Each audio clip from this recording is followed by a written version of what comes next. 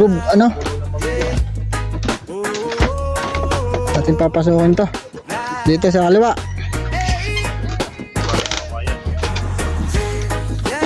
Yun may nasira dahil ng bagyo.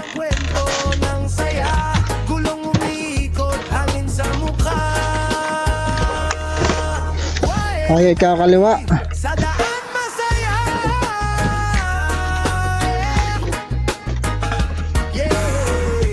Sasabit ang ating pamingwit sa likod.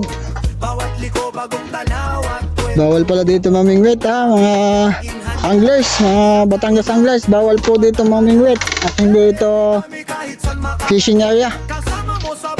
Ito ay pasyalan ano. At magaling at nalaman natin. Ayan.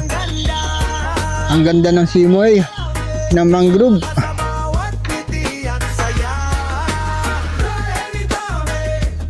Okay po sa ating mga kasama, mga brother. Brother Nobel, Brunel, at brother Kabatang. Ayan.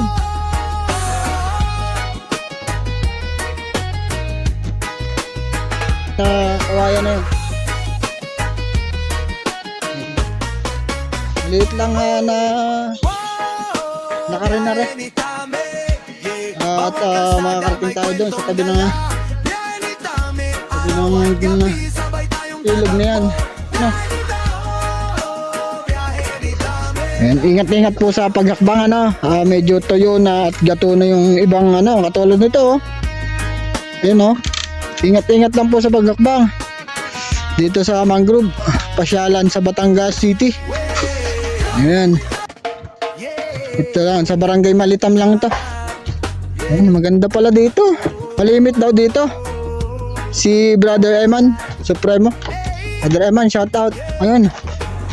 May makikita po tayong malaking kubo. Ay, malaking kubo po dito. Ayun. Gandang tambayan. Pwede kayo dito magmerienda. Oo. Kung ano man, bawal ang labing-labing, Ayan. Dito na tayo sa pakanan. Ayan.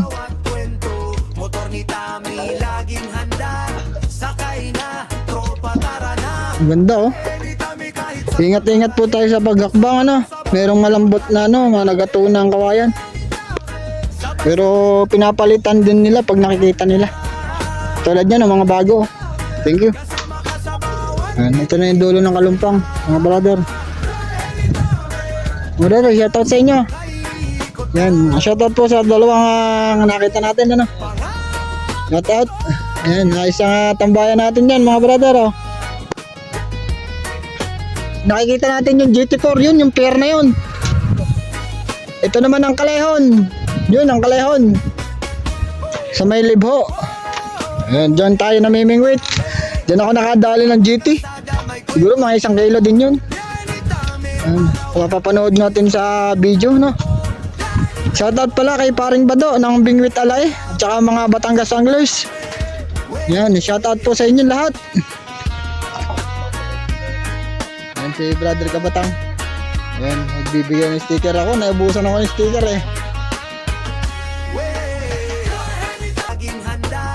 Shoutout sa inyo nila.